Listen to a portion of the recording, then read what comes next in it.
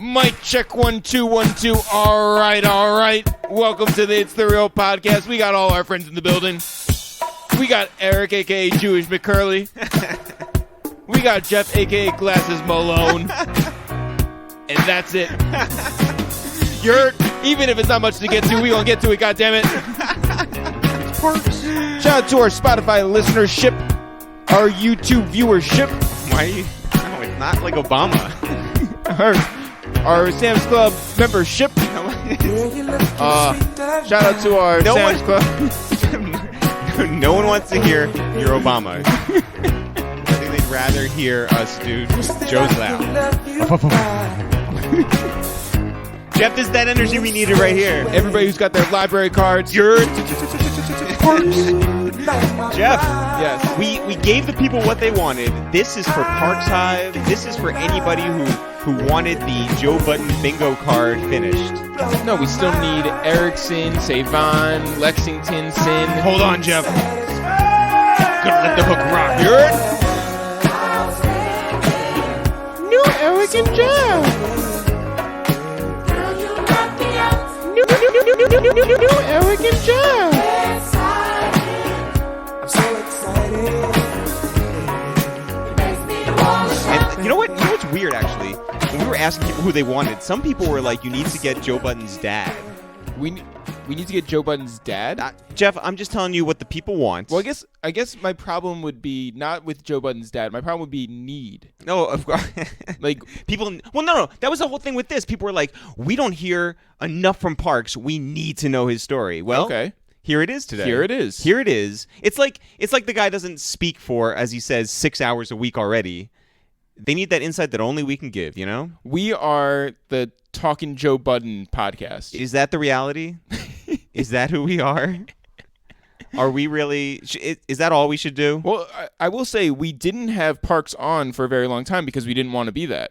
And you told him that, by the way. I told him straight up. You were very upfront. You were like, welcome to our apartment. We did not want to have you over here for a very long time. Well, because our top episodes are... Yeah, like Rory or Maul. Nadeska, Ice. People who are within that Joe Budden economy. Although the Joe Budden podcast, on our podcast... Well, okay, fine. For all you Joe Budden heads out there. Yeah, go listen to episode like 13 or whatever it is. Send that to the top of the charts. Yeah, Next to episodes with Ravy B and Birdman and Juvenile. Let's put the Joe Budden one from 2015 up there. Why is the Joe Budden one from 2015 so slept on? You know what, Jeff? I could tell you there's so many reasons for that, but I think the people should just listen for themselves. Mm-hmm.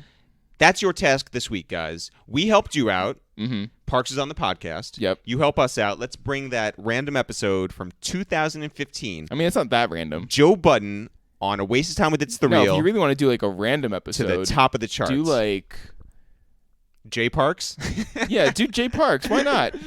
J Park. Park? J Park. J Parks? And J Parks. J Park. J Parks.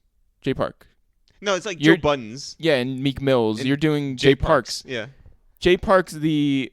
Now you got me doing it. Yeah. J Park, the Korean Seattle rapper who signed to Rock Nation. That's right. Go check that episode out. All right. Yeah. You know how you do recommendations every week? We should do like random recommendations. Because really... I mean, that is what we should do. Yeah, because the thought behind it is like, okay, Birdman, Bun B, and Currency, and whoever else. Yeah, fuck it. If you're looking for that Park story, you might also like... the J Park story. The J Park story. Oh, man. By the way, amazing reaction to the Birdman episode last week. Also Juvenile. And Juvenile. Yeah. Well, okay, so for a lot of people wondering why the audio sounded like it did, the answer is we brought 3 great directional microphones down there, and Juvenile showed up too. So we had 4 people there, 3 and microphones. Juvenile took the good mic. But why are we explaining it again? We did that last week. No, but we didn't really get into it, and there were a lot of people who were just like, why does it sound like that? Yeah, because these assholes don't listen to the intro. I know, and that's a huge issue. So whoever's listening right now, thank you. Yeah, you're one of 2. Yeah, and we appreciate it. We do put a lot of work into all these episodes from the beginning all the way to the end. So please listen whether we're shouting you out, whether we are talking about what's going on with us, or whether we were explaining once again why the audio was the way it was in that Birdman and Juvenile episode. Parks and J Parks. But please do go check that episode out. We have some video coming soon too, which is cool. Yeah. But we put a clip up of how we ended that podcast, and I think the way we ended that Birdman and Juvenile episode is probably Your favorite? my favorites. It's that one, John Legend, and I think Guap Dad 4000. I think those are the top three. Yeah. Wouldn't you say? Yeah. Well, I would say the Guap Dad might be my favorite only because it sort of came out of nowhere. Yeah, that one. Yeah, the other two were planned. Those were things we wanted to do. I mean, they weren't in on the joke. No. Correct. Those are things that we wanted to do. Yeah. They were surprised. But during the Guap Dad 4000 one, when I said that he sounded like Lloyd and then had him sing the Lloyd song. It was amazing. It was amazing. Really good. That was really quality podcasting right there. Yeah. And so is this episode with Parks. It's Parks. I don't want to get into his story because you guys are just going to listen to it anyway, right?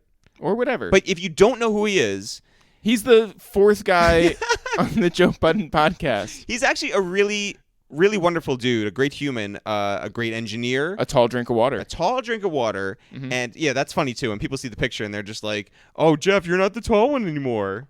Is that what they sound like? That is what they sound like. That's what they said. You're... Jeff, when do you want to get into this episode? Right now.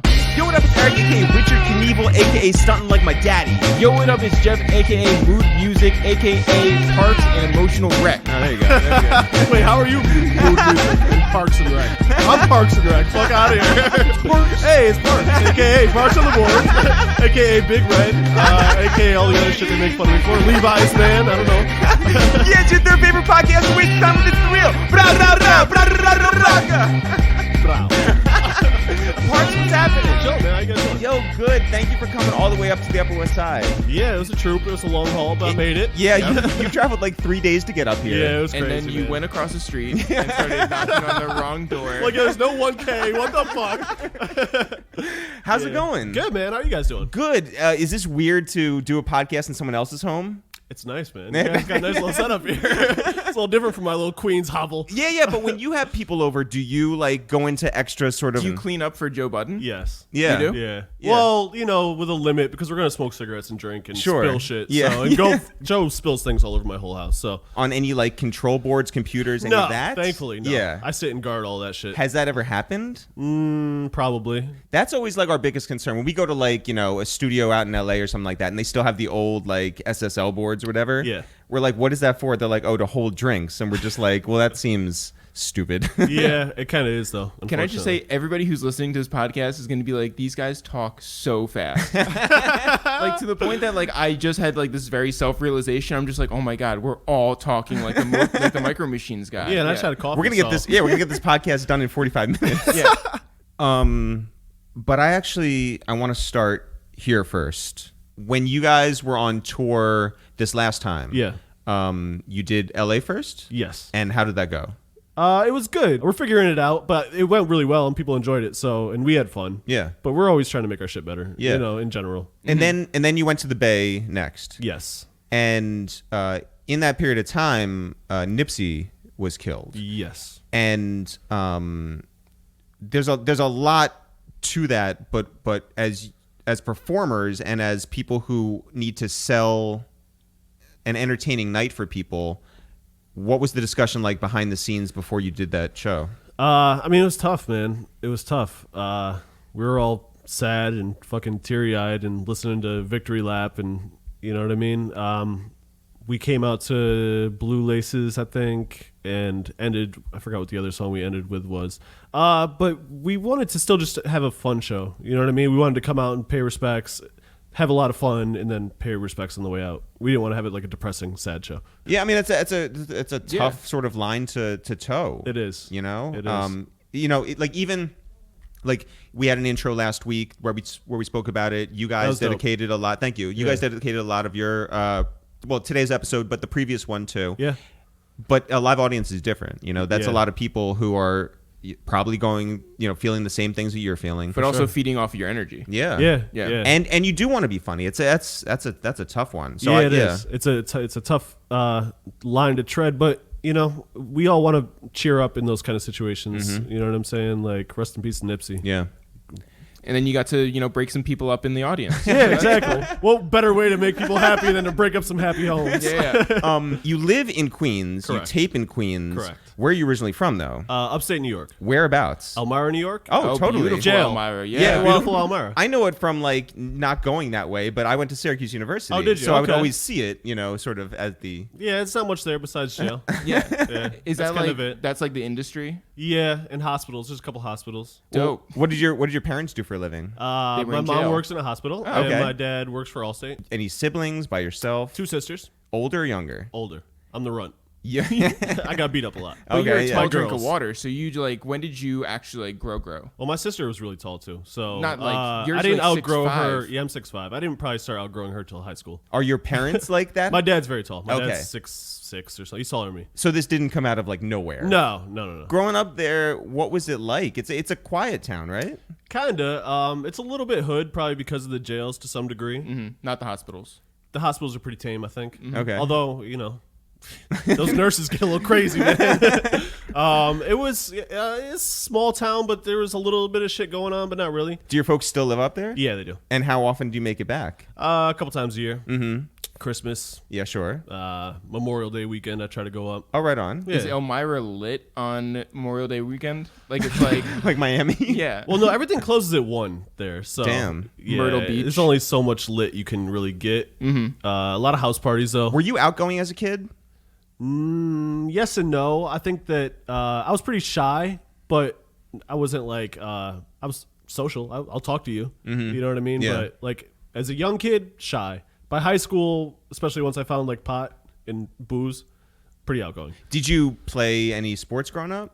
I like basketball and football, but not for like the school. Not for Yeah. sports reasons. Not for sports reasons. No, I wasn't gonna make it for like the team. Sure. because I was gonna smoke pot. Yeah. and make beats. By the way, so I just bought a bunch of trophies off of eBay because I thought it'd be funny to have trophies that I didn't win as my new aesthetic. Which what ones They're did you like get? yeah, they're Did you get like a bowling? yeah, bowling, swimming trophies from like 1978. Nice. Yeah, What's the most obscure one? there's Chess? a PTA thing. There's like a cultural award too, I think. Yeah. that you won. And they're all from like Well, you won Michigan. the auction. Yeah, yeah, so- sure. yeah, Yeah, you won. yeah, You did win them. That's a good way to look at it. I did a buy it now, so I guess I didn't even win that. I like that. That's a good hobby, man. Did you? It's not a hobby. That's a hobby. You're collecting things. Yeah, That's a yeah. fucking hobby, Yeah. bro. Wow, like you make it seem like, hey, this is something that's interesting about me. What was high school like for you? Party. I had the party house. Okay, nice. Yeah, that was kind of like Did you clean up for everyone who's going to come over? Yeah. a lot of spilled drinks then too. I've been cleaning up spilled drinks for a long time. Sure, sure. And making rap songs. What? Well, yeah. Did you rap in high school? I rapped for like a week. And your name was? Parks. Yeah. Wow. I really did steal your AKA. Yeah. Did your friends rap? Was this something where it was like, We all rapped. yeah? You know Did you what I'm produce saying? too? Or Yeah, once I got into producing, I left rapping alone. Okay. What was Yeah. your style of rap? I probably wanted to be like Killer Priest. Wow. Wow. Wow. Yeah, I was a Wu-Tang fan. Yeah. so Sure. I wanted to kick knowledge. You wanted to be the classic ninth man. yeah. Did you try to emulate that Wu-Tang sound? Yeah, for sure. Did you And sample Premiere, things? Yeah. I was a sampler. Okay, Yeah. and- my dad had like a big record collection, so once I found out that that's like how hip hop was made, Yeah. I was hyped and went through all his records and made beats out of them. Well, and did my you- friends rapped on them. Did you program or did you Yeah, I programmed. like? Cause what? Yeah. What did you go into? I had a Insonic EPS keyboard, and then Okay. I went into at first I was looping on like what was that shit called on Windows, like the fucking basic. Solitaire. Yeah, I made beats on Solitaire and the pinball game. Yeah, I forgot what that shit was called. Sound recorder. You could like make a little loop. Yeah. So I would just like duplicate it. And Yeah. then we would rap over that. What was the name of your group in high school? Holla Factory. I'm sorry, what? Yeah, Holla Factory. Why didn't you guys catch on?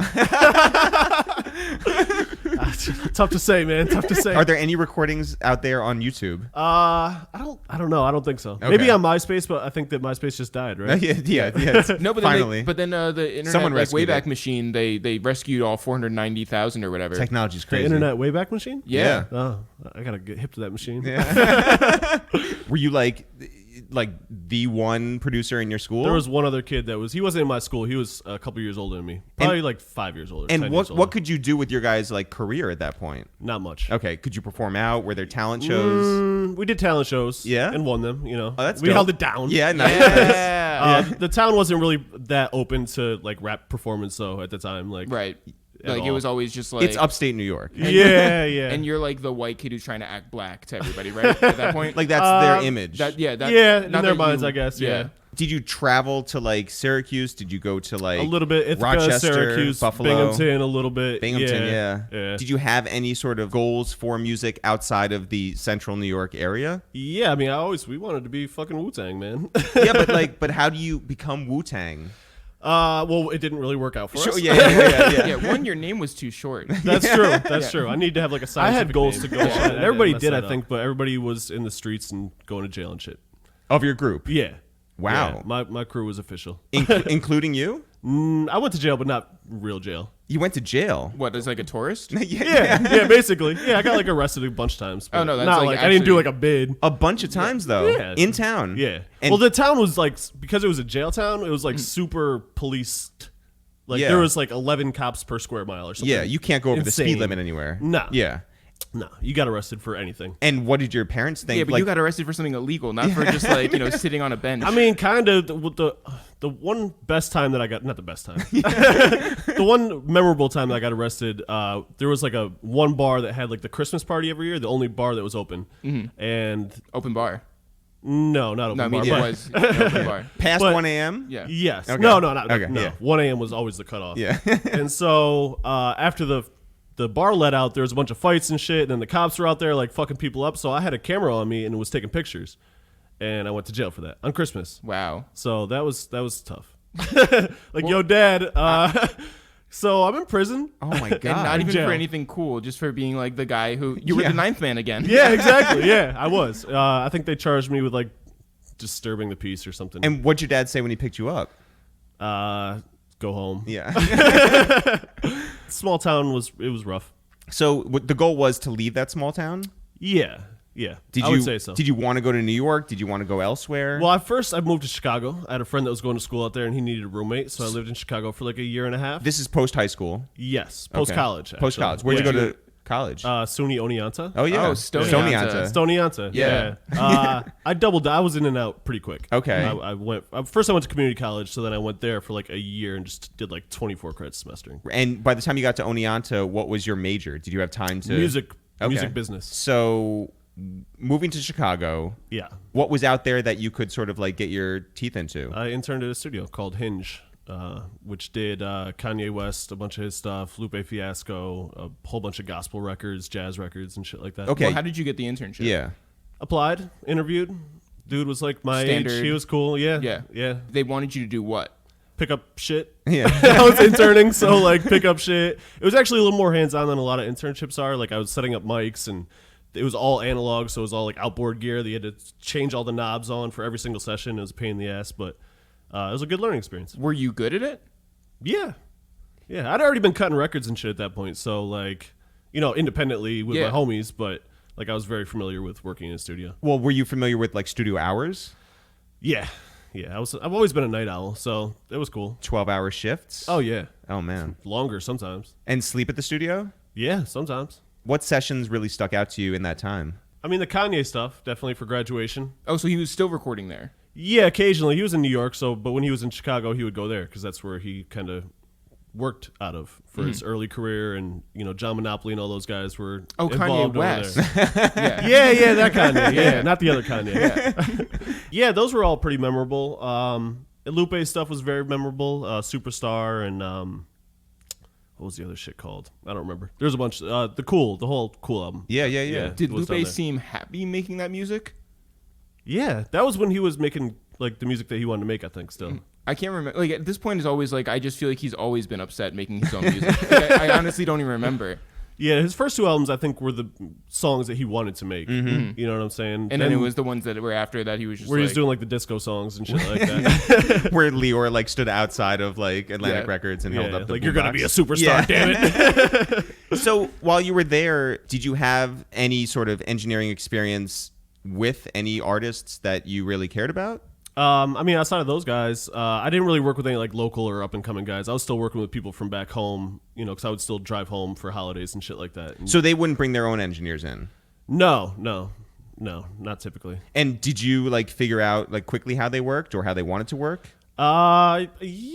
You just, I mean, when you're working at like a public studio like that, you just do kind of whatever people tell you to do. Mm-hmm. Yeah. So like, hey, this is what we're doing. Okay, we'll plug in this mic and go. So it wasn't like you didn't get a chance to sort of like voice any of your opinions into what they were doing? No. When you're the intern / assistant, you don't voice opinions, man.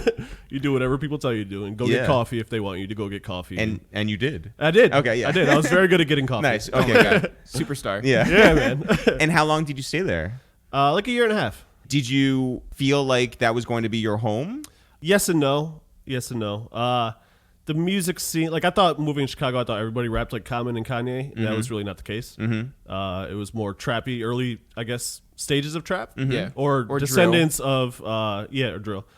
Descendants of like Crucial Conflict and shit like that. Yeah. Like it was a lot more of that than there was like soulful hip hop shit. Like all those guys lived in New York by the time I lived there. Yeah. So What year is this? 2006. Okay. Yeah. So I guess I didn't really foresee a long future. I love the city of Chicago. Yeah. That's like still my favorite city probably. Wow. Aside from New York. Yeah. But So would you go to like shows? Would you find yourself like bro, the show scene in Chicago is amazing. Yeah. You could go see shows every night. Every big artist goes to Chicago, obviously. Yeah. And shows were cheaper. Like coming to New York was like a culture shock in that level. Like the shows here are like $60. Out there you go see Redman for $20 at the time or whatever. And like open bar, you know, all types of dope shit. So that was kind of a culture shock. And were you producing on the side? Yeah, I was always making. I'm still to this day. I always make music. Did you sell any in that era? Not really. Like I said, I've always been focused on like my home team guys. So I was working with them still. You know, going back and forth. I'd come home. We'd cut a bunch of records. I would steal fucking CDs and CD duplicators out of the studio I worked at and go home and flip them. And that was Another hustle, lame man. way to get to jail, by the way. Listen, man, I'm from jail. What do you want me to do? Why did you leave Chicago? Well, I guess my lease was coming up on my apartment, so I started just kind of like looking around, and I was actually going to move to Philly. I was talking to Larry Gold at the time, who does all the string orchestration shit for everybody, basically. And I was trying to get a job with him, and it looked like it was going to happen, so I was like, well, fuck it, my lease is up. I'm going to move to Philly. And then my brother was living in New York at the time. Well, he's not my blood brother, but my brother. And he's like, yo, just come stay here with me for like a week or something. I was like, all right, cool. Fell in love with New York. The Larry Gold thing was kind of a little sketchy, so I was like, fuck it, I'm just going to stay in New York. And so I did. Did your brother enjoy you staying forever or no? He left, actually, so it worked out. Where did he go? He went to law school. Wow. At Syracuse, actually. Oh, right on. Yeah. Yeah. When you were sleeping on your brother's couch, Yes, you're a tall guy. I am. How did that work for you? Uncomfortably. Being tall is very uncomfortable in most situations, Where as do you know. think? Yeah, where do you think the worst place to be tall is? Planes, Okay, I would say. I think concerts. Oh, I love it. I don't give a fuck. See, my I'm blocking all of you and whatever, man. Kiss my ass. my Jewish guilt is on like 1,000. Like standing in like a concert, I hate it, and like especially like when I get like I'll end up in like the front row sometimes, and like That happened the other day at Summer Walker. Yeah. When you're just like, fuck this, I'm going downstairs. Yeah, I was I'm like, gonna no. get out of the way. stood in the back of the room. Well, you don't have a problem like on subways or anything? Nah. No, Nah. What? Subways. I mean, I hit my head. We but went that's- to we went to London. Oh no, that's a different kind of subway though. Yeah, that's the underground. That was or like something. What is it you're called? like shaped like a That's a tube, and it's like it's built for the Middle Ages. Yeah. It cuts off at like 5'7" or Yeah. something. They never anticipated guys of your size would even like live on this No. planet. And it's like $10 for a trip or something obscene. No, have you been to London? I have a bunch of times, yeah. And I tried to go on the subway, and I was like, I'm not paying 10 fucking pounds to get on the subway. $20. Yeah, fuck out of here. So you come to New York, you get yourself set up, but where are you working then? I worked at Mannys Music, which was right next to Sam Ash. Oh yeah. Yeah, I worked there. And Right made on. No money. Well, what were you selling? Keyboards and mics and shit. Were you a good salesman? I was actually, but it was not. It's still, they tried to screw you out every single dollar you make. And it wasn't a very profitable. Like if you worked in guitars, you could actually make a couple dollars. Yeah. But like in audio, it was not. There's no money. Why is that? Low profit margin, I Yeah, guess. I don't know, man. Did you sell to anybody interesting? Well, I met this guy Charles, who was working with DJ Premier at the time, and that is how I kind of got started there. That's a good segue. Yeah. Look at that. Yeah, it was.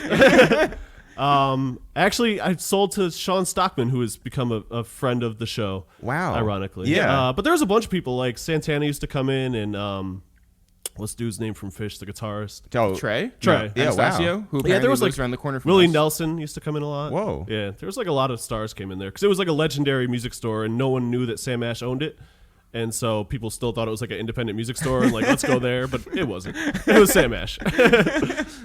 When you meet Charles, Yeah. does he bring it up? Do you bring it up that you're looking for an opportunity to not work at Mannys anymore? Well, I was smoking pot on the roof. Okay. And Hold on. What? that's what we used to do because we didn't make any money. We didn't give a shit. Right. So and I would like walk around through the stock rooms because it was on the way to the roof to smoke pot. And he came in looking for some like specific cables, and no one there gives a shit. So like his salesman was like, I don't know if we have that. And I was like, oh, I do know that we have that. And I'm also high and want to get off the sales floor for a minute. Yep. So I went and got him the shit, and then we were just kicking it. And he's like, yeah, I work, at headquarters, D&D. I was like, oh, can I have a job? Straight up. Yeah, straight up.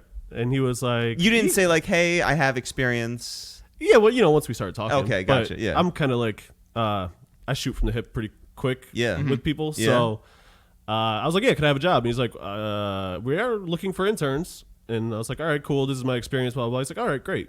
Start whatever, Tuesday, whatever the next day was. Amazing. Yeah. So And you did? I did. So you were interning, but also keeping your job. Yes. Because otherwise, how are you staying in the city? I could barely stay in the city with the job. Yeah. So Yeah. it wasn't going to work out if I tried to just intern. And what was the big difference between working in the studio in Chicago and working at headquarters D&D? It was just a lot cooler. It was private, you know what I mean? So, like, we're just chilling. Like, the clients are coming in to work with the people specifically. It's not like they book the time and, you know what I mean? Like, it's like, oh, I'm coming here to work with Preem, and they're just chilling in the lounge. Like, it's much more laid back. And it was more producer-driven. Everyone there was a producer. So it was a better learning environment. Could you know what I decide mean? your schedule, or was it like a specific time? A little bit of both, I guess, honestly. Like, whenever someone big was coming in, I had to be there, obviously. But I could kind of go in there whenever I wanted to. So you were one of how many engineers? Just one. Well, two, I guess. KC was around at the time, the King of Chill, legendary producer, did all MC Light stuff. He's still around. So he was around, but I think really just me and him. And Charles was an engineer, but he was also a producer, so he kind of did a little bit of both. And how confident were you in your abilities? Very. Yeah? Yeah. So no one like brought in anything where you were just like thrown off by... I mean, this is skipping ahead a little bit, but when Slaughterhouse came in, it was a bit overwhelming. Yes, for about like 1,000 reasons. Yeah. There was a lot of cooks in the kitchen, a lot of producers, a lot of artists, managers, too many people. But Yeah. Right off the bat, I was like, yeah, let's go. You know what I mean? Other interns that they had brought in sometimes would be like, oh, I don't know if I'm ready to record. It's like, dude, you're in the wrong business, man. Like, Yeah. You want to be an engineer, you better start fucking engineering some shit. How quickly did you go from all analog stuff to stepping into a Pro Tools world? It was like, I guess, a kind of a gradual thing. You know what I mean? I grew up in the 4-track era, cassette shit. That's like where I really started. And then, but digital was starting to come around, but it was kind of like frowned upon, like Fruity Loops and Cool Edit and all that shit. People didn't like think that was legit. Were you snobby? I was never snobby. Okay. I try not to be anyway. Yeah. All engineers and producers are a little bit snobby. You know what I mean? And artists really in general. So I guess I'm a little bit snobby, but yeah, it was a gradual but abrupt transition. While you're there, you're working with who specifically? Preem was doing Royce Street Hop at the time, so I guess I was working on that. And he did like a Ludacris record and some remixes for like Maroon 5 and shit like that I was, kind of assisting on, shit like that. Did those guys come in too? No, this is all being... Well, Royce is there. Royce is always around. Shout out to Royce. Man. I love Royce. Yeah. And like, what was your relationship with him before Slaughterhouse? Not much of a relationship, honestly. You were just that guy who would like, Yeah, I was the guy, the adjust tall, the awkward microphone. white guy. Yeah. Yeah. You weren't like Parks from the Wu-Tang Clan. Like, I was not the ninth scientific disciple yet. yeah. When do they officially sort of like deem you the guy there? Well, I told Charles that I couldn't work at that store anymore because I wasn't making any money. I hated it, and I had to be there at like 8 o'clock in the morning. And That store. that store at Mannys, Yeah. that store. And they like fired me and then rehired me and fired me and rehired me a bunch of times because I would just come. I was not on time. Right. Yeah. I was not punctual. You were busy smoking on the roof. Exactly. So Well, what's the best reason that you got fired? for being late. Oh, Yeah. yeah. And then they begged me to come back, so I did for like a week, and then I was still just late all the time. They're like, you know what? Go fuck yourself. And I was like, well, go fuck yourself, actually. Have you been back? Yeah, I go back still. I still go back to Sam Ash. I still got guys Just to there. smoke on the roof? No, they moved, man. They're bougie now. I know. Yeah. So And then around that time, Joe was coming in to do street hop stuff, and he wanted to start where he knew Charles from a studio in Jersey or something like that. So he was like, "Yo, Joe wants to start coming in. Will you work with him?" And I was like, "Yeah, I'm a fan of Joe. I'd recently become a fan. He was doing Mood Music 2 or 3 at the time, so I was like, yo, he's dope." And I was living in Jersey City when I first moved to New York, so I was trying to like work with him anyway. So Can I just ask, while Joe is going through Mood Music, yeah, what are you going through in your life that he speaks to you? poverty, supreme poverty. Living off $200 a week in New York City is fucking rough. yeah. Holy shit. I don't know how I did it. Yeah. It was tough. Did you guys ever like carpool from Jersey? No, I'd moved to Queens by the time I met Joe. All So, but when I first moved to New York, I was living in Jersey City at my brother's apartment, and was like, "Oh shit, Joe's dope, and he's from Jersey City. Let me try to like link up with him." And this is MySpace era, and he ignored me or didn't see the message. Was doing whatever he was doing on MySpace at that time. So, so he was gonna come into D&D and work, and I was quitting my job at the time. So he's like, "Oh, this will work out great. You work with Joe." And that was around the same time that Slaughterhouse was forming. So I was like, oh, this might be like a good play. Were you a part of the Amalgam Digital project? No. Okay. No. That's a beautiful time, though. I know. It's one of our favorite things, when they put out the album and it said Joe Budden, Buddden on the that physical. was a mess, man. But hey, they might have been ahead of their time, man. Like as an independent company. Totally. Like, but someone who did the art should have been on top of things. So what did you appreciate about Joe's like recording process? Or did you not? I think we were just like, we became pretty cool talking about sports and women and drugs, and you know what I mean? Like we just kind of clicked on that level. And then musically, he was just always a dope MC to me. You know what I'm saying? So like I didn't like the beats that he was picking at the time particularly. Did you say that? Yeah. Okay. For sure. Yeah. Did he appreciate that? I think so. Mm-hmm. Like I said, I'm a pretty blunt dude, so I mean, I don't say it mean. Yeah. I don't think. Well, like, I mean, sort of, but like constructive criticism. Yeah, exactly. But do you do it when it's like way too late to change it? No. Okay. No. Would you tell him that like he could do a better take? Yeah, absolutely. And did he appreciate that? Yeah. Would you tell him that there were 3 Ds in Budden on the Amalgam cover after it's been printed? After it's been printed? Yeah, I would point it out. Yeah. Every day, actually. I actually was going to bring that up again. So what was his like recording process like? Was he there for a long period of time? Yeah, man. Joe was it was a lot. He'd be there for 10 hours for one song. Would he come in and just start working and then take 10 hours? Or would he like just chill with you? Chill and write and be on, what was it, Blog TV or whatever the shit was at the time, whatever he was streaming on at the time. Joe Budden TV? No. Oh, you mean whatever it was the like streaming Ustream. thing. Yeah, was it? and- Yeah, Ustream. Yeah, there's a bunch of them. So Yeah. he would be doing that and just chilling, smoking cigarettes, drinking coffee while the beat played, and he would be writing, I guess, while also chatting with fans. Mm-hmm. So, it was man. long days, man. By the way, if he picked a beat that you hated and then put it on loop forever, you're just like, it happened. It happened terrible, a lot. terrible. So he's obviously at that time going through a lot of things. Yeah. Is it a lot for you to take home? Because, you have to basically be not only an engineer, but also like a therapist, and like that's a lot to like take onto your plate. That's part of the gig, kind of. Yeah, I'm cool with that. Mm-hmm. Yeah. I mean, had friends that were going through worse shit than that. You know what I mean? Like going through jail and shit. You know what I mean? Like having a little sad relationship which was what he was going through at the time. You know, he was doing better than he was probably during the Mood Music 2 and 3 era. You know what I mean? Like Amalgam, I think, gave him a couple dollars. Mm-hmm. So a couple Ds. Yeah, a couple Ds. Yeah. But yeah, I don't know. No, I'm cool. I can talk to people and be okay with burdening their their No, grief. unburdening. Unburdening. Yeah. I'm taking on they're burdening me with their grief, but it's cool, man. Yeah, I'm okay with being a therapist. Mm-hmm. It's part of the gig, man. Who else did you work with at that time? Shit, man. 09, 2010, probably when I started working with Joe and Slaughterhouse. Joe and Slaughterhouse took up a lot of time. We were doing a bunch of shit for like, because Charles did all the music for the hip hop awards and stuff like the ciphers and all that type of shit. Yeah. So between all that and then the shit that I was doing on my own with like my roommate and shit was pretty much the bulk of my creativity. Did Primo like ever play anything while you were there where you were like, oh, that's amazing, and then nothing ever came of it? Yeah, that's always part of the gig, man. That's always part of the gig. There's a lot of shit in people's vaults. Although Preem tries to put out most of the stuff that he has, honestly. He's one of those people. Like, some people keep shit and it never releases. Preem, for the most part, puts out most of the stuff that he's not going to spend 1 million hours working on something and then not put it out. That's his mentality. Would you sit there and like just soak in like whatever he was? Absolutely. Yeah. Absolutely. Yeah, that's like one of my favorite producers ever. You know what I mean? So it was like a dream come true and shit. Like, not to sound corny, but it was. Yeah. I mean, it does sound corny. Yeah, whatever, man. I'll own that. I don't know how often you get to be like earnest on the podcast. So like, I appreciate that. Oh yeah, you got to take Joe's role and just like make fun of me. Yeah. That's your role on this podcast.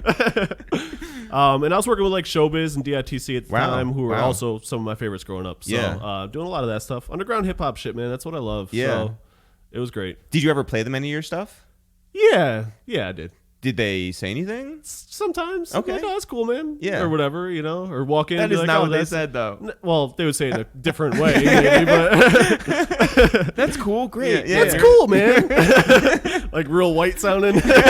No, they didn't say it that white. So you and Joe like obviously grew close, and there was like a professional relationship there. Would you guys like also just like was he like, hey, you want to go grab something to eat, or you want to go to like a club? Yeah. I'm not really much of a club guy. No, but sure. Sometimes. Yeah. Sometimes. I mean, neither are we, but the same. Like, it's like, all right, we'll go. I mean, fuck it. I mean, if we're really talking about Joe, then it has to be like hookah bars and like going to like La Marina and stuff. Well, that was later. That was Yeah. later in life, which worked out well for me because I live in like Steinway. I live on Steinway. Yeah. You know what I'm saying? So it was like, oh, you're next door. Yeah. I'll come over.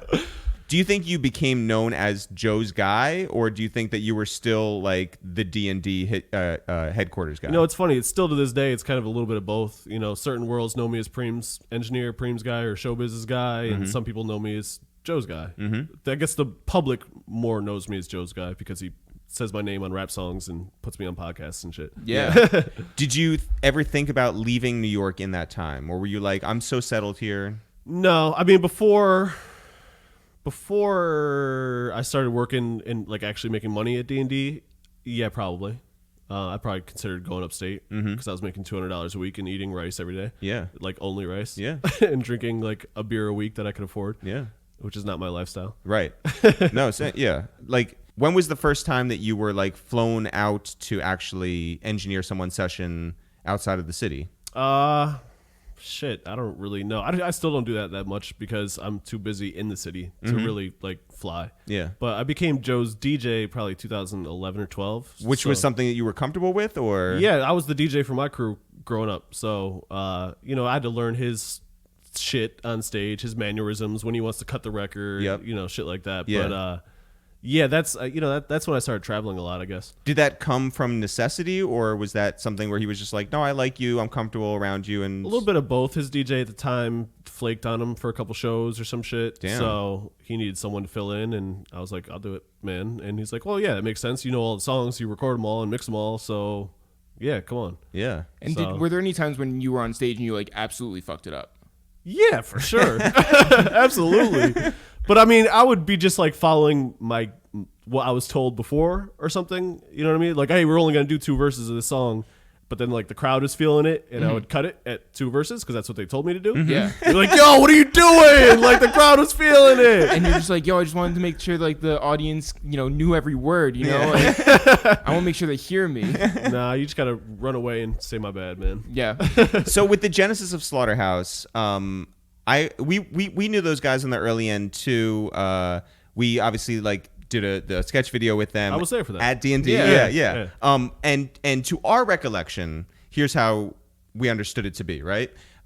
Joe is the one who really came up with the idea and Of Slaughterhouse. Of Slaughterhouse. Yeah, not our no, video. No, we came up with the idea for our video. But those guys were not necessarily friends at the time. Right. And There were some beefs, I think. In fact. correct. Yeah. When you first hear of the idea, that's through Joe?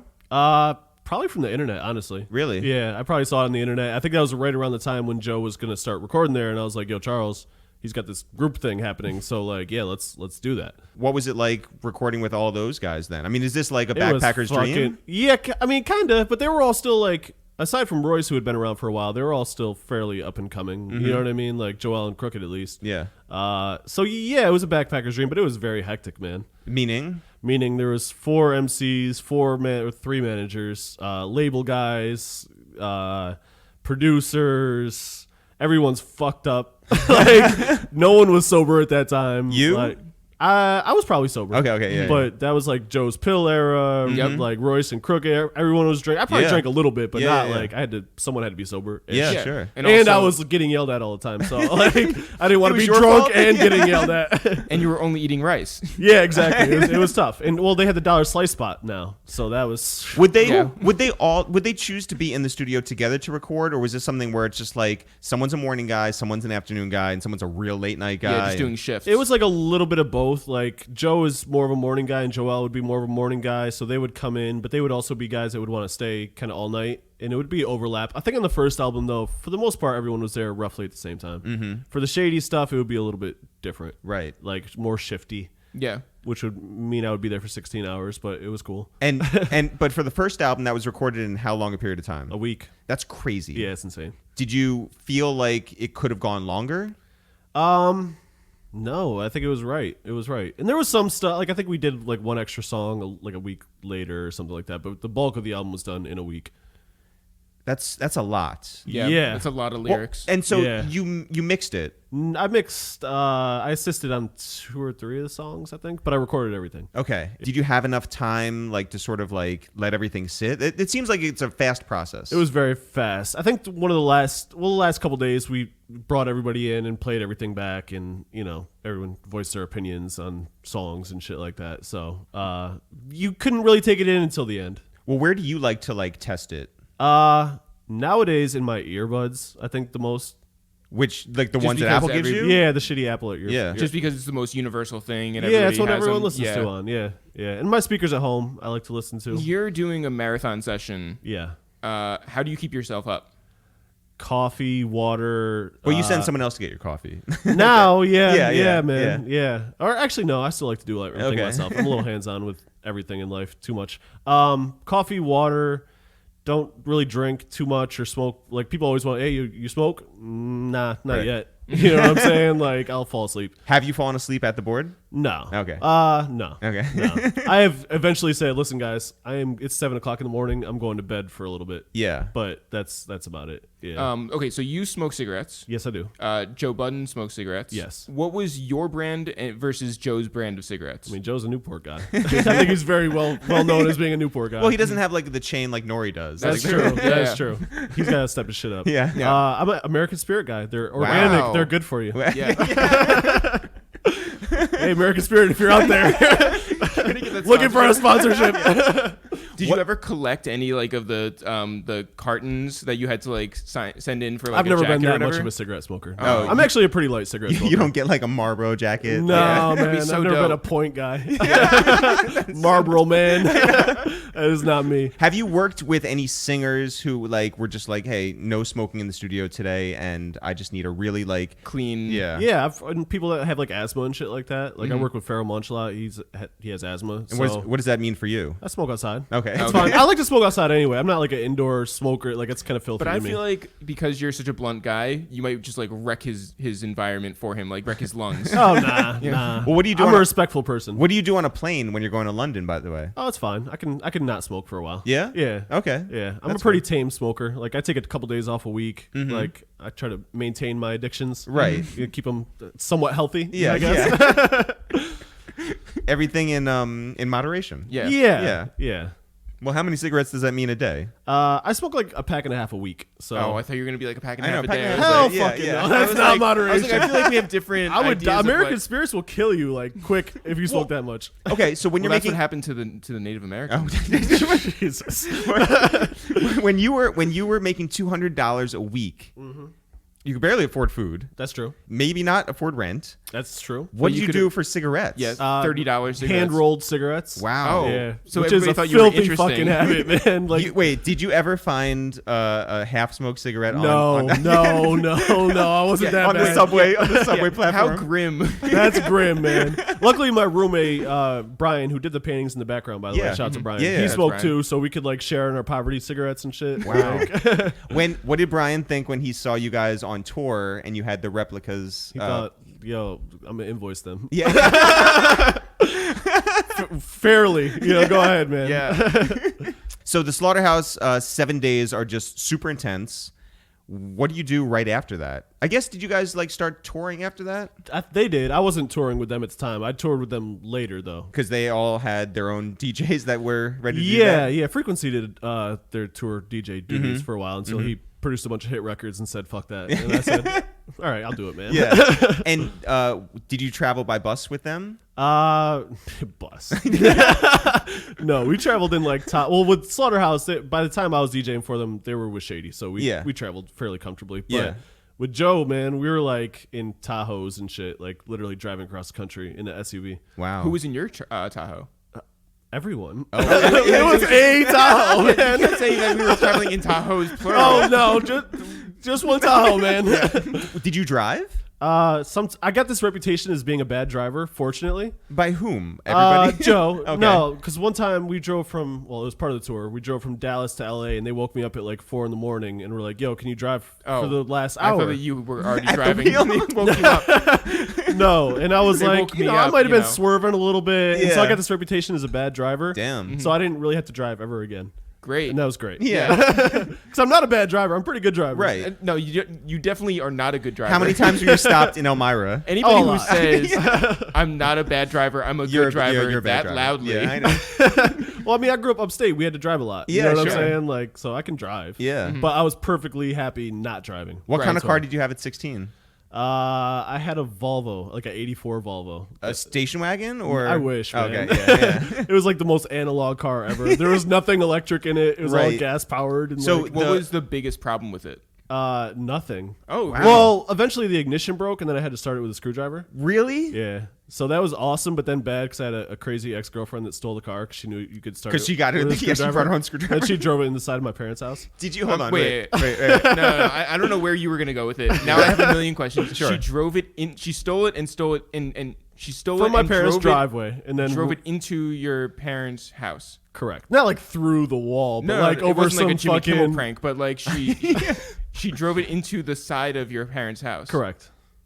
What was your parents' reaction? What was your reaction? What was her reaction? She said she didn't do it. Oh, honestly, I believe her. Wait, did she get out and run? I don't know, man. I came home and the car was like half over the side steps. Where were you? At my sister's house, we were at a party. She's like, "Hey, I'm gonna go to this other party." I was like, "All right, cool, man. Go ahead, have fun." And then that happened. I got home and the car was in the side of my Wait, parents' is house. that why you guys broke up? Yeah, I think that was a part of it. Yeah. My dad was pretty pissed. Right. You're like, you went to her and you're like, "We're done," and give me my screwdriver back. Nah, she left the screwdriver, thankfully. Wow. I had to still drive the thing. Do you hear? How do you leave the car unlocked then? Yeah. Yeah. Well, wait, what was the damage to the car? It was a Volvo. You can't Oh, damage there was a no Volvo. damage. There was no damage to the car. What was the damage whatsoever. to the house? The house A fell bunch over. of steps got fucking trashed. Wow. Yeah. Your parents were not pleased. Not pleased. Yeah. No. I had to go out on like a Sunday with a hangover and help my dad re-cement the steps. Oh my god. So, okay, so you get this reputation as a bad driver. Your Yeah. ex-girlfriend is a worse driver, by Where? the way. That's yeah, true. yeah. Where do They you, don't know bad driving. Where do you sit in the Tahoe then? You're a tall guy. Do you, Yeah, in the back. It was Ah. rough, man. It was rough. Damn. Well, wait, Like on top of the merch. how many people were there? It was like 4 of us. Okay, so- Sometimes more. Sometimes 5. But you weren't sitting in the middle. No. Well, Oh. sometimes. really? It, They did you listen, like that? man. Sometimes it Yeah, had but to then happen. you blocked the The rear view. Listen, man. Talk about bad driving. I know. Dude, it was rough times, man. Yeah. That's tough. Who bullied you into being in the middle? I don't remember at the time. That you Probably did. one of Parks probably just one of wanted to sell Joe's out his girlfriends. friends. Yeah. Joe and his girlfriend Yeah. probably wanted to sit back there or Yeah. something. Parks is just like seething inside. Wait, He's just wait, like, Joe and his girlfriend so they're like, you sit in the middle. That's about right. Yeah. mood music. Yeah. Hey guys, just want to take a quick second to interrupt this podcast to remind you that we're not just hip hop sketch comedians. We're not just podcasters. We're not just authors. We're not just rappers. We're not just great human beings, Jeff. We're mug salesmen. We sell mugs. And we want to keep that going, guys. So if we're going to put mug salesmen on our taxes this year, we need your help. So go to itsthereal.com/shop right now and buy a mean mug. At itsthereal.com. That's what you guys should do. Yeah. We have some mugs. Buy some mug. There are two things you have to do. Yeah. Buy a mug. Yeah. Listen to the J Park episode Those are of our podcast. That's your assignment. Episode number 212. Episode number 212. Go buy a mean mug. itsthereal.com/shop. And now back to Parks. It's Parks. What do you think going into the second Slaughterhouse album? Now we're going into, they're signed to Shady. Right. There's a lot of anticipation for this. Yeah. The first album went very well, right? Yeah. For E1. Yeah, I think it was like a #1 independent Totally. album at the time. It did very well. Everyone was happy with it, and there was a lot of excitement going in. Yeah. What was your role going to be for the recording process, and how excited were you to do a second project? Super excited. I guess I didn't really think about what my role would be because they did a lot of it in Detroit. So I did a lot of auxiliary stuff. Like I did Hammer Dance, we did at D&D, and we did Frat House at D&D, and a B.O.B. song we did there. So I recorded like a bunch of stray verses on the album, but I was excited for them to do their thing. You know what I'm saying? Like, Did you think when they did Hammer Dance, you're like, oh, that's the single? hell yeah. Oh, yeah. Yeah. And Frat House. Preem had a writer in at the time that wrote a bunch of stuff for Beyonce, and he came in during Frat House and was like, yo, that's a hit. And it probably should have been. I think that they tweaked it probably a little too much in mixing and additional production shit that took away from the original song. But whatever. I had a lot of anticipation for the album, and I think it was a pretty good album. There was just a bunch of shit that they tried to force in. Yeah. When you were recording, did you ever take a trip up to Detroit? Not during that project. I've been out to Detroit a bunch of times to like work with Royce and shit like that. But When's the first time you met Eminem? one of the ciphers. I think the one with Mos Def and Black Dot. Yeah, It wasn't at like a white people meeting. white people of hip hop. No, it was the cipher, and then the other cipher in Detroit that we did. Yeah. How'd you find him to be? That was right when he was getting sober. He wasn't really much for conversation, and he certainly wasn't going to have it with me. So he was nice though. He was cordial. As far as all the Slaughterhouse guys go, you had your relationship with Joe. Who did you find yourself like gaining Closest trust? to? Yeah, with. All those guys, man. Yeah, I love those guys, man. All of them. And did they later want to use you for any of their solo projects? Yeah, I worked with all of them on their solo Yeah. projects in various capacities. So Did when you ever contribute any verses? I did not rap. No, I didn't do any rapping. Yeah. Maybe I suggested deletion of a word. Oh. Too many words in the Yeah. bar you're running on. That's about the most I ever did. in terms of like all of their process, who is the quickest, and who is the who spends the most time in the studio? Joe spends the most time, but he records pretty quick. Joel is pretty quick in general. Writes quick, records quick. Nicknamed Quick. Yeah. That's true. Yeah. That is true. Good point. Yeah. Crooked Eye writes in the booth, so like that can be a long process. Like not bar for bar, but every 4 bars, stop for a minute. He comes up with the next line. Yeah. It's a crazy process. Yeah. Especially when you rap that well. Yeah. Yeah. Like to think that you're coming up with all this multi-syllabic shit like in the booth. Yeah. Without a pen is insane. Yeah. Royce is pretty quick. He's somewhere in the middle, I guess. Like he usually walks around the room for a while, mumbles, maybe records a mumble, and then fills it in later. Who's the most fun to record? I mean, for me, it'd probably be Joe just because I recorded him the most. Like we have a rhythm, pause if necessary. There have been other things that we could have paused. Oh, a Way ton more of than them. that one. Yeah, just covered our bases here, man. Possibly pausing. Yeah. Yeah. Just a pause in perpetuity. That's what we're doing. And so that project comes out. Yeah. It is, there's the label stuff. There's all these questions online or whatever. Yeah, actually, how personally do you take it? like reviews? Not very personally. Because people will talk about like the artist, but they don't talk about like behind the scenes people. As long as they're not slandering the mix, I'm pretty cool, man.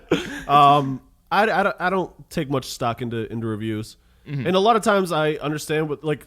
Most of our stuff has been reviewed fairly well. Yeah, even that Slaughterhouse Project was reviewed fairly well. There were some fans that hated like the more poppy records, which I understood, and I probably had the same opinion, honestly. So like sometimes when the review comes out, it's like, yeah, I kind of feel the same way. You know what I mean? Because I have some say, but I don't have enough say to say, yo, this song can't make it. You know what I mean? Do you take what Ice has to say to heart? Ooh, that's a in good general question. or just like Ice is crazy, man. I value his opinion though. Yeah, absolutely. yeah, He's yeah. got a good opinion. Totally. He's just insane. Yeah. Yeah. Have you seen his Twitter? Yeah, I've checked in. Yeah. Yeah. Have you ever gotten shoes from him? He works at Foot He does Action. work at Foot He Action. does. Yeah. No. Shout out to our friend he Ice doesn't out carry there in Puma. Eau Claire. Yeah. Oh, you're a Puma man. Yeah, I'm a Puma man. Yeah, okay, And, good. and a Timberland man. Yeah. And they don't carry either. So yeah, no. He's got the Iversons on lock though. Yeah, he does. All right. So second project comes out. There was also the mixtape before that. Yep. And I did all the mixtape stuff. Yeah. Oh, and then there was this album To Be. Yeah. That has never come out. Rest in peace. And that has been that was Just Blaze. Yeah. That was Illmind. Arab Music. Justice League. Cardiac. Yeah. That's a lot. Yeah. That's a lot of material. Yeah. A lot of recording hours. Yeah. Looking back now, Yeah. and who knows what'll ever happen to that if Ice will ever release them. but looking back now, Abolish Ice. do you wish that they came out, or do you understand, knowing what you know, why that project is not coming out? That shit should have came out. I still think it should come out. I wish that they would. I mean, I understand why it's not going to come out, and I respect the fact that it's never going to come out. But I wish that like they would just say, you know what, fuck it, let's just put this shit out and see what it does. The label? The label and the group. Mm-hmm. You know, I wouldn't want the label to put it out without the group consenting. Because that was a big thing too. Like by the time that things were in motion and ready to move, people wanted to change verses and stuff like that. So that kind of delayed things. And then there's, a whole bunch of politics and shit like that. But I do wish it would come out. Do you But think how were the mixes? Mine were great. do you think if you heard it now, if you listen to it again with fresh ears after however long it's been, I do occasionally. and do you think that it still hits like it hit back then? Yes. Yeah. So it should come out. I think so. Just for the internet's purposes, what is your email and password? They're not in my email. Okay. Yeah, they're in a secret hard drive stored underneath the earth. Were you ever afraid that your shit would be like hacked into? Yeah, I used to have to change my email. I still do, I guess, pretty frequently. Yeah. Can you say what's one of your old passwords? No way. Because you don't really change your password. You just move like the decimal point and shit, and put a different number in there. Like, What's the strangest place you ever had to record someone's vocals? That's shit. a good question. Joe's Pool House. We did a bunch of the SLV records that we were doing at the time out there. That was a pretty interesting place. I don't mind. We did some Airbnb recordings, like Wow. just in a room somewhere. Man, I've recorded. I'm a vigilant man. I'll take a laptop and just record wherever. Well, what's the most like last second like situation you ever had to like, call someone to get like this type of microphone? I need like whatever. I always have shit with me, man. Like if I'm going on the road, I would have a mic with me and an interface and stuff like that. So I never had that problem. I would travel with shit. What's your weirdest Airbnb story? Because every single Airbnb has like one or two weird things about it, where it's just like, why did they do this? Like, why is this house the way it is? Like we've had shower heads that are like 1.5 feet too short. That's always the case with tall people. Yeah, no. This is like- Like even too short. This Yes, is like yeah. it was going into my It's like chest. a I was bidet? like, yeah. That wasn't the shower at all, love man. bidets, yeah. I don't know.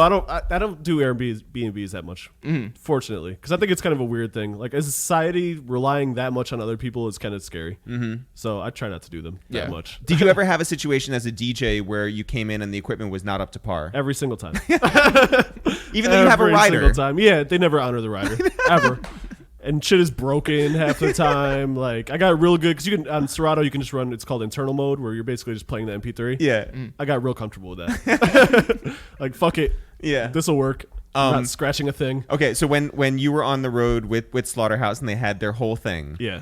Their whole thing being well, no, a certain set, right? Like you're gonna do the introduction at the beginning where everyone comes out one by one. Yeah, Right. the routine. The routine. Yeah. Were you there for when they would have someone from the crowd come up and like rap your favorite verse or whatever? Yeah, we've it was? done that. Okay. Yeah. Okay, it never goes well. No, never. No. You No. never find Once- someone who actually like. We saw Kendrick do that thing like years later once in Maryland. Yeah. And Yeah. whoever he called up in front of like a big festival audience came up and killed it. And we Yeah. were like, oh, it actually works. We had one guy in Iowa, and there was only probably 20 people in the crowd. He went up and just fucking killed it. Whoa. Yeah. But did it really happen? You know? Yeah, I think I have a video of it somewhere. Oh, whoa. Yeah. That's yeah. dope. Yeah, he was on point. But like usually it would just be like they would call the person up, the person would fail ultimately, Miserably. and then they would just make fun of the person Right. for coming up. Yeah. I feel like we see like Joe would do that at solo shows too, Yeah, right? yeah. So And we still do that at the podcast. oh yeah. Like this is still an issue, relying on the crowd and then fucking it up every single time. But I mean, it's difficult. I understand why. Like if you're not a rapper or a personality on a mic, and then you now are on a mic, Right. Yeah. Yeah. Like there's like a lot of breath control you never think about. yeah, Like, staying on beat, Right, yeah. that's a big one. Well, so when you do it for the podcast, when you guys have the couples come up on Right. stage. oh my god. Well, no, there's been like as far as like, YouTube, you Yeah. can see a lot of ones that really worked. Yeah. But there are scenarios where it's just like, guys, It's bad. You're asking bad questions. You're, Yeah. you're boring, and Yeah. you don't know how to sort of like share. Yeah, yeah. Or you're just gonna break up like right now. Well, and or get That's arrested. when it's That's good, what you though. want. That's what yeah, you we want. want. That's what you yeah. want. We Yeah. want the threat of doom Right. in a relationship. That makes for a good show. Well, do you prefer truth or truth? Dare. Yeah. Okay, so when Joe and Rory and Marissa start their version of the podcast, Yeah. where are you with your career? We were in the middle of working on All Love Lost, maybe. Right. Okay. So they would do that shit at like 8 a.m. or some stupid shit Mm-hmm. on a Tuesday, and then I would meet them there. No, they did it at night. well, no. we went one time at night, but Joe wasn't there. Yeah, he was frequently there. It was a morning thing, and then we would go to the studio afterwards. So I would usually be there for like half of it, and sometimes I talked on the early episodes occasionally. Yeah, But when it became like this bigger thing, especially on SoundCloud, iTunes, all of that, right. when did you transition to doing it at your place permanently? The studio that they worked out of in Jersey went down for like renovation or something like that. And Right. so we had done a couple at my house, like when we were working on albums and we just had to do it. So they're like, yeah, let's just go to Park's house. So And how was that like for you at the beginning? it's fun. Oh yeah. It's still fun. Okay. Yeah, I enjoy it. But as far as like you're like, okay, this is a big change to my daily process here. Right. Yeah. Do you keep the equipment out? No. Well, I mean, some of it. Like my house is a studio. My whole Right. house is a fucking studio. It's a studio Like my apartment. bedroom is it's a studio apartment, even though There's- it's a one bedroom. Yeah. Like my bedroom has a booth in it. You know what I mean? It's convertible because my girlfriend lives with me now, so Sure. I had to make it like a house. Yeah. Yeah. Yeah. It's convertible, but my living Make a room house into a home. Yeah, exactly. Yeah. My living room is a studio though, so that always stays. But the mics I put up and shit. Was there any question of where you would seat everybody? No. It was always that you would be off. Yeah, well, I had to be like next to the board and Sure, shit. yeah. So I mean, you didn't have to be. I mean, Or yeah, the because board we could have stop and moved. shit. Yeah. But no, it's like a full fucking board. Like I can't move. Yeah. You know what I'm saying? Describe the apartment off camera. It's not that big. It's a New York apartment. There's a bunch of studio shit in there, and then there's a kitchen, and my girlfriend sitting in the kitchen while we podcast. Man. And that's kind of that's it. That's the crib. She's really A saint. yeah. She same. really is. Yeah. She really is. Especially She's for the those best. 3-hour ones. Bro. What does your girlfriend really like about the podcast? Like, what does she like audibly laugh at? Usually when they make fun of me, Okay. she gets a kick out of that. Yeah. So when they go in on like the food that she has there, does she Yeah. get a kick out of that? Yeah. Okay. Yeah. Okay. Yeah. She has fun with everything. And she is a saint because I have sessions there all the time. Like I did a Azalea Banks Christmas album this year, and she was there singing fucking Christmas songs till 6:00 in the morning. What? Yeah. That happened. There's like 6 things in that sentence I don't Yeah. understand. Yeah. No. And the Azalea Banks Christmas album, it came out? It came out. Okay. Yeah. She blocked us on Twitter. I don't Yeah, yeah, I don't yeah. see anything. But so wait, so how did Okay. Yeah. Okay, it's a lot to unpack here. Yeah, But and till it's just six- I ultimately don't care, but I'm just like, okay. Does your girlfriend get an assistant engineering credit? I need to start giving her credit. Yeah. Does she stick around like that full time while Azalea finishes till Yeah. 6 in the morning? Yeah. She went to sleep somehow. Slept through that. Jesus. Yeah. And like the podcast, she just be chilling. Well, wow. Yeah, she's a saint. I don't She know how doesn't like does that say shit. like, all right, I'm gonna go out for like 3 hours. I'll be back. Sometimes, but not really. No, because she's just like getting home from work at that time Yeah. to a house She full of she has like an fuckheads. actual job. Yeah. What do your neighbors think? Do They're they cool. know? Thank fucking God. Because like we used to do it out of, I mean, we still do it out of this apartment, but when we were in our last apartment, like people would wait downstairs for like Cardi B or Post Malone or whoever else, Right. And so like you would see all these people come in. You guys have the same group of people who are coming over all the time, Right. And your neighbors do see them. Yeah. Okay. Yeah. They come down and hang out sometimes. They're great. They're like our age, so like they're cool. Oh, I mean, that's they tell me to like shut up at 2:00 in the morning. Unless like when Azalea was there, I'm like, listen, I'm doing this project. I'm gonna be up late. I'm sorry in advance. Yeah. And they're like, cool, do whatever you gotta do. Merry Christmas. Yeah. They're It's like they're doing cool. construction. Yeah, exactly. They're pretty cool. Like I said, they yell at me at some point, but as long as I turn the subwoofer off, they're all right. How did you get to know Azalea? Through Joe. And Joe and her are friends. They were potentially working on something. does she know you're white? Yes. She found that out. She was great though, honestly. That's good. Yeah, she gets a tough rap, but she was great. I see why she gets tough rap. Sure, I'm not yeah. dismissing her. Right, she hasn't blocked you on Twitter. You see, No. you Yeah. literally see. Yeah.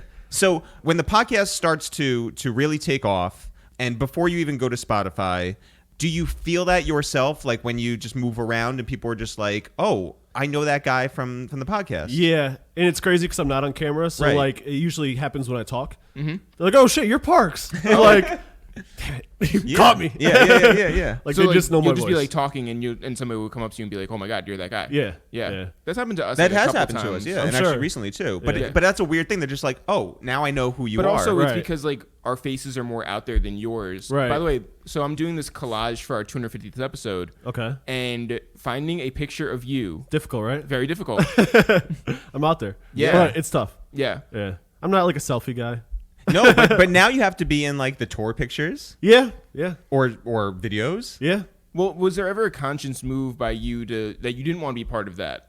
Not really. No, it kind of just started off as me being like the engineer on the mic, and then it grew into a bigger role. And it's kind of funny, I think, like having the guy off camera. Yeah. You know what I mean? Like, Yeah. and we just, it's not broken. So Do you? Well, I mean, because I was listening to in prepping for this, I listened to the Grassroots podcast. Yeah. Shouts to all them. But you said that basically like, you sort of like lived a very boring, your words, not mine. Yeah. Life where it didn't seem like you were destined for this on-camera role. right.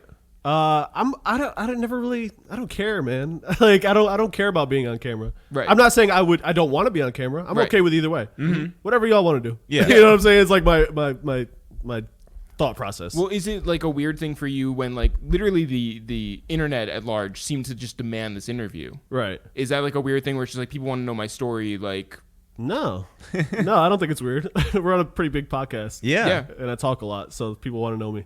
you don't talk that much. That's true.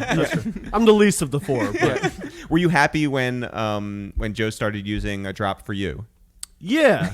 I mean, I could have always kind of had like it's funny even with like the sleepers and the drops. People are like, "Yo, you never give Parks a sleeper." It's like I just didn't really play a sleeper. You know what I mean? I Yeah. didn't make a drop for him to play. You know what I mean? It wasn't like him hating on me, but it's a fun narrative, so I roll with it. Well, wait. So you picked out it's Parks. Yeah. From the phone the call. Jill, yeah. But Joe wasn't like, hey, you should use that. No, Oh. no. He wanted to use the Parks on the Boards thing, but Yeah. I didn't want to use that one. It's Parks. Yeah, it's great. It's awkward and funny, which I like. Do you ever hear outstanding out and just think like, oh fuck, like I'm Yes, back yes. at my house. Like it's PTSD. yeah. yeah. And I've heard a couple songs sample outstanding recently, which I Yeah. think is a result of us, but whatever. I'm not going to make that claim. Oh, we will. Yeah. That's happened. Yeah. And it throws me off a little bit. It's like, hey, wait, that's our song. What are you doing? Where's the strangest place that you've gotten like correspondence from? You mean like a DM or an email or something Sure, like that? yeah. Literally all over the world. That's the part that boggles my mind. Like South Africa and Sweden and Australia's English speaking, but non-English speaking countries reaching out blows my mind. Because like, how do you understand? We don't talk English, barely. Like, I mean, you literally just did not speak English. Exactly. When you were like, we don't talk English. Yeah, exactly. So how do these people understand what we're saying? But Well, okay. Was there ever a fear on your part? So I think it's pretty well known at this point, especially for Joe, but all of you made the sacrifice for something that you really believed in, right? Right. There were no ads Right. to speak of. Right. You guys did this routinely every single week, every Wednesday for a long time. Yeah. You could see the numbers that you were killing it. Yeah. Every week, and we know that feeling too. Right. You guys are doing well too. Thank you. And are you not signed to anybody, or we are independent right now. okay? Congratulations. Thank you very much. Yeah. But while you're going through that, what was your feeling like? And could you see the light at the end of the tunnel, and then talk about what it was like to sign to Spotify? Honestly, it's just fun for me. I never really thought about it. Like sitting around talking with your homies, like for a couple hours a week, it's just fun. I don't In your really, home, though. In my home. I mean, that's the only part that's a little bit exhausting, I guess, is cleaning up and shit. Sure. But, I never really thought about it. I just go, and that's, I think, like a lot of creative people, like you kind of just have to do things. You know what I'm saying? Yeah. Like, do you guys like sit and ponder things? No, you're just trying to do your show. And then you guys get the offer from Spotify, and I'm sure there was a period of time where it was negotiated. But when it finally comes through, how'd you feel? Felt great. We're getting paid finally. Yeah. That's awesome. Did it change the way you worked? Besides doing one on a Tuesday night and one on a Friday night or whatever. You mean as far as the podcast has changed the way we work? Mm-hmm. No, not really. Same shit, honestly. And what was the big difference between not filming it and filming the episodes? I mean, they've been filming for as long as they've been in my house. Yeah, so there's no difference. Wow. Yeah. There's always been a video, not always, but there's been a video component for a while. Yeah. So no difference there. And were you there for the Pusha interview? Yeah. That was a long interview. That was. And we much understand it was longer heard. It was longer and then edited down. I think I don't know if we did much editing. No, honestly, we don't really do much editing in general. Do you do the editing? We usually edit on the spot. Mm-hmm. Like we'll stop and say, "Hey, let's clean that up," or Right. punch in from here. Yep. Or Say like, that joke again and laugh even louder this time. Oh, it's funny, man. Laugh louder. We don't do a lot of editing, honestly. No, we just kind of go straight through. I mean, we stop and like take a break and smoke cigarettes and drink in the kitchen and pace around, but not much editing. What was the experience with Pusha like? Like, I mean, that's one of my favorite rappers. He was cool as shit, man. And his whole team, they were great. Yeah. They were great. Yeah. Same with Chance. His whole team was dope. I mean, that one was, both of those actually were kind of remote. Like, we went to Joe's house for Pusha and we went to some hotel for Chance. So that was a lot of work, like moving all the shit. But it was fun, man. yeah. And you had done the Drake thing. You engineered. Yeah, I him. engineered on Sandra's Rose off Scorpion. Yeah. So like, what was that process like? I'm I'm not saying like, oh my God, Parks is in the middle of this beef. I'm just saying like, You're just saying like you have a real like engineering gig while you're doing a real podcast gig. Yeah. Do you consider yourself one or another? Both, man. I'm a lot of things. It's exhausting, honestly. What's another thing you are? A great musician, driver. a great driver, fantastic driver, a loving boyfriend, A kind host at your house? Yeah, I wear a lot of hats, and it is exhausting. And I Yeah. work on like State of the Culture and the pull-ups and all that shit. So I want to do a show called State of the Vulture.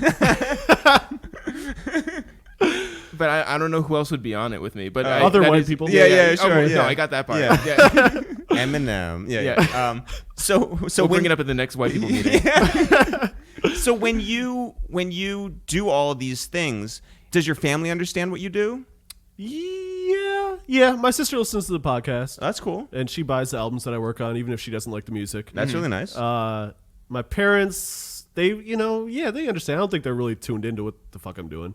Both of my sisters are actually tuned in, though. And my Your parents are nieces like, and "Oh, shit. our criminal son." No, not at all. They're just like, whatever, man. Yeah.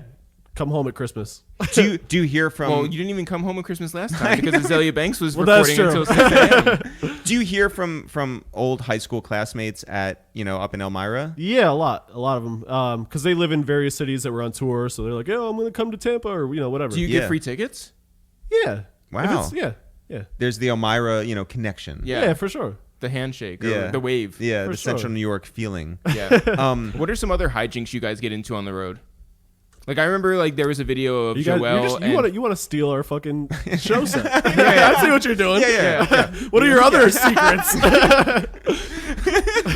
I just remember, like Joel and Joe doing like they had a race. Oh, a foot race. A foot race Yeah. in like Iowa and stuff. Like I know that is definitely not happening with you four. But like, is there anything that you guys do like behind the scenes? No, man, we're all old and fucking in relationships, except for Maul and Savon. Yeah. So we just be chilling, and like the rock star lifestyle is over. That wasn't a rock star lifestyle I'm describing. Foot racing is definitely rock star. What are you talking about? Oh man, those guys are really living it up. Nah, but we don't Doing like a 20 get back in the Tahoe. Yeah. We used to like go out and club and go to strip clubs and shit like that, which we still do to some extent, but they're much more tame. Yeah. Sitting in the corner sipping a Corona. Right, they're burlesque shows now. No, they're still the ratchet strip clubs. Did you hear Maul on our podcast? Yes. And did you learn things like Joe learned things or quote unquote learned things about Maul? Probably. I don't remember. That was like a year ago, right? Yeah. I don't remember specifically. You're a good friend. Yeah. Hey, man. and the same with Rory? Yeah. I don't think I really learned much. Oh, but Rory was the one that popped off, right? He had the Kanye West stories. He did. Yeah. He did. Both of them He did blew you very guys well. up, man. Yeah. No, yeah, that. You got to give him a cut? Yeah. No, there's that, and Maul too. When he spoke about being in the choir uptown, that was, I think, the biggest takeaway from that one. Well, also that he was related to his brothers, Which is crazy to me. because we knew that. Yeah, I know, but a lot of people didn't, which is nuts. I'm saying. I knew both of those things. Yeah. Him and Amani went to the same school, so like. Yeah. Wow, you're breaking news on our podcast at all. What's something about your brother that we can talk about? My brother or my sisters? Well, I mean, he meant your not fake blood brother. Oh, Yeah. my fake- Because if we're trying to get if we're trying to piggyback off of Maul, his relationship with I his see where you're brothers. going with it. Yeah. I see where you're going with it. Nothing, man. They're. God damn it! I'm sorry, man. My family is not industry. They live regular lives. I and, set like, you up. teach kids and fucking run restaurants and shit. But are they like the triumvirate of that industry? Yeah, sure. Great. Yeah. There we go. Yeah, they're the bigs of restaurants here. Yeah. In upstate New York. When you take on projects now to engineer, Yeah. are you much more picky with what you Yes. do? Okay. Yeah, I don't have time. Like between podcasting, what do we do? 6 hours a week that it's just on air. That's not including like chilling and talking. So it's really like 8 hours a day. And then State of the Culture we do every Friday. Oh my god! then- And that's like a really long day. That's a really long day. Yeah. Yeah. That's TV shoots. That's, Yeah. We And do then- the podcast after that. So it's like an 18-hour day for me. Whoa. And then when you start doing State of the Vulture with me, I know. Yeah. it's and then another 12 hours. I don't really do. I mean, I am always working, but with people that I've always worked with for the most part. I'm not really looking particularly for new clients, although I'm interested. You know what I'm saying? Like I listen to offers, but I can't like unless it's something that's gonna like better what I'm doing already, like someone that's popping or amazing. Yeah. I can't do it. So Unless besides you get that genius credit. yeah, exactly. So besides referrals, Yeah. what have people come to you for? Like, do they find that like you mix in a certain way, or you're really proud of something that you do behind the boards? Yeah, I mean, I Or think do they just want that drop? I'm gonna start putting my drops on all my mixes. I don't know. I think they come to me because of the shit that I've done. You know, working with Premiere, like boom bap hip hop or super lyrical hip hop or emo hip hop. Like those guys want to work with me. But like I said, I have to be choosy about what I do at this point. Just because I don't have time. Like I'm a workaholic. I would love to work a lot, but my girlfriend will kill me. Sort of worth it. Yeah. Yeah. Dead engineers get better promotion. Yeah. Yeah. Well, what are you most proud of in your engineering like skill set? Like technically, I'm good at compressing. Really? Oh, man. Yeah, let's get into it, guys. People, all right, ready for the this? way that I time my reverbs is exceptional. Yeah. Well, okay, straight up. By the way, we're going to put reverb on that. Yeah. Do you think that we live in an era now where like kids don't appreciate like something without an ongoing bass like throughout it? You have to have some type of sub shit going on. I'm working on a project right now that I can't really talk about, but the producer didn't put much sub in it, and I'm just like, bro, Is it we're gonna need some 808s underneath those kicks. is it Slaughterhouse? It is not. It is not. Well, that's why I say like with the Just a Slaughterhouse really- shit, like that might not have any of those producers there might not have put a lot of sub there. No, those guys are putting subs in their shit. Really? Yeah, Cardiac and Justice League in them. Yeah, Oh, true. They know what they're doing. Yeah.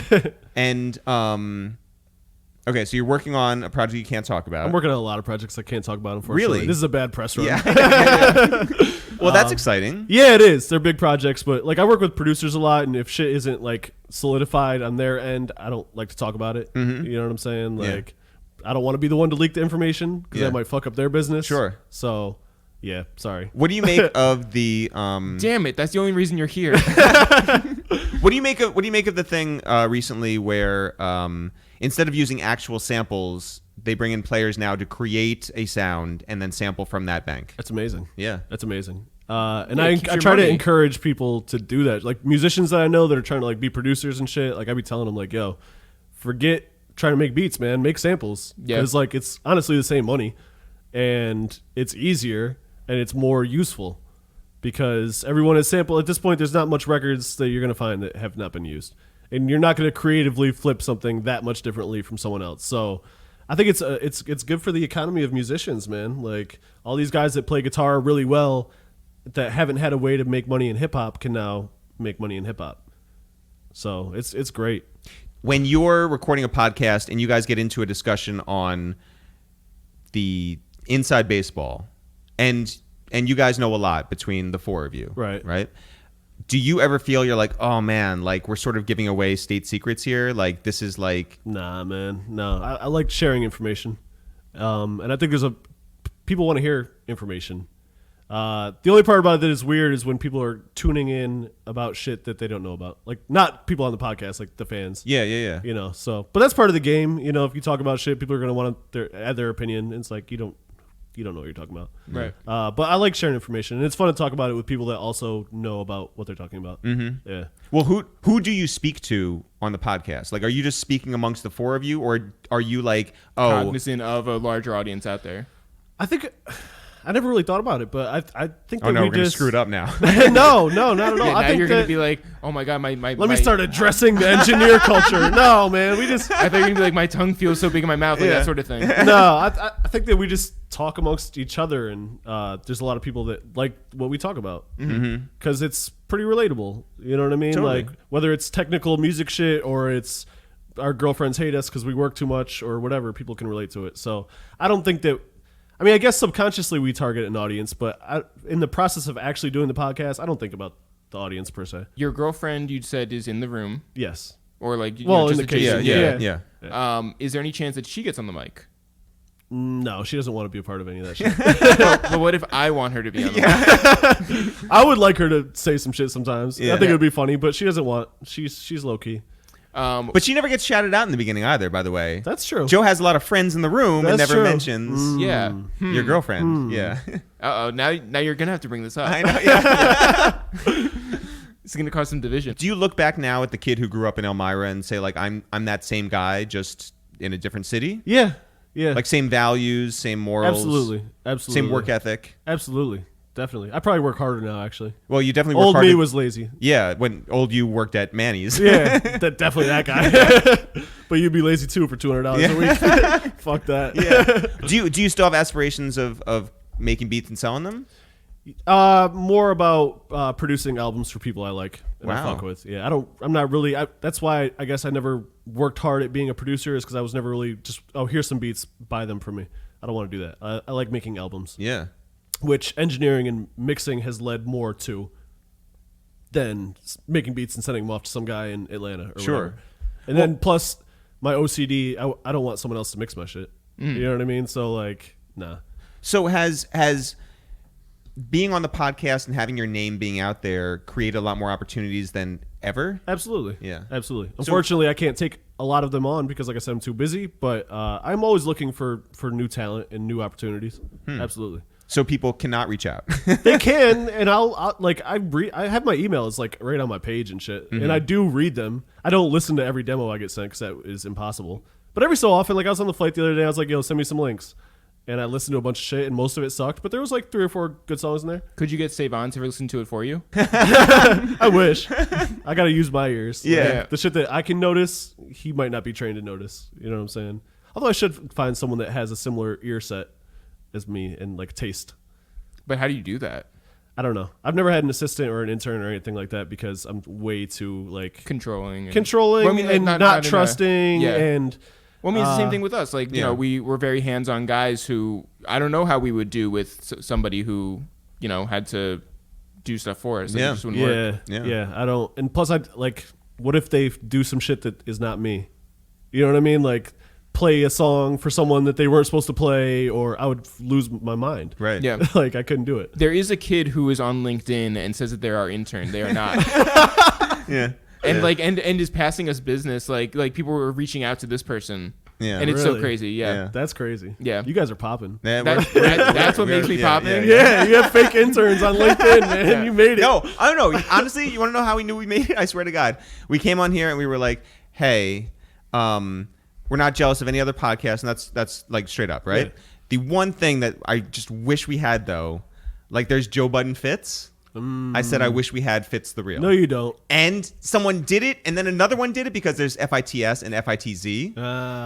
And both of them do excellent Photoshop jobs. Yes. It's great. It's so good. It's They're great. not really They your put fits. us in Joe Budden Fits. Oh, Yeah. shit.